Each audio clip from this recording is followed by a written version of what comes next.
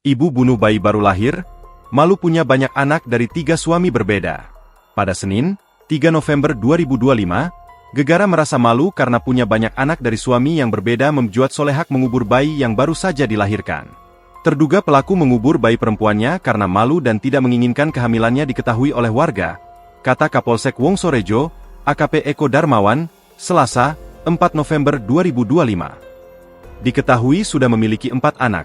Solehak, warga desa Alas Buluh, Kecamatan Wongsorejo, Kabupaten Banyuwangi, Jawa Timur ini, merupakan hasil 3 kali pernikahan dengan suami yang berbeda-beda. Anak-anak tersebut, terduga pelaku merasa selalu dijadikan bahan pembicaraan warga, akibat selalu mempunyai anak di setiap pernikahannya. Itu yang membuatnya tega menguburkan bayi yang baru dilahirkannya, kata AKP Eko Darmawan.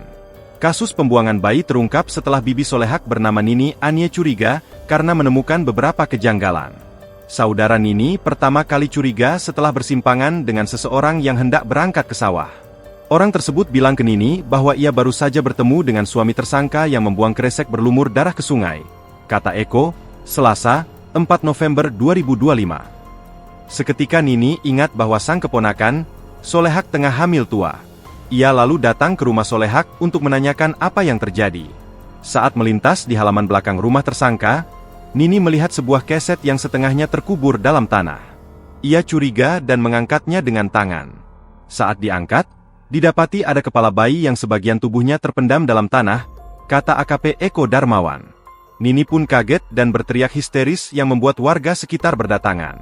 Kemudian warga menghubungi pihak Polsek Wongsorejo dan pihak Puskesmas Wongsorejo untuk menindaklanjuti peristiwa tersebut, kata Eko.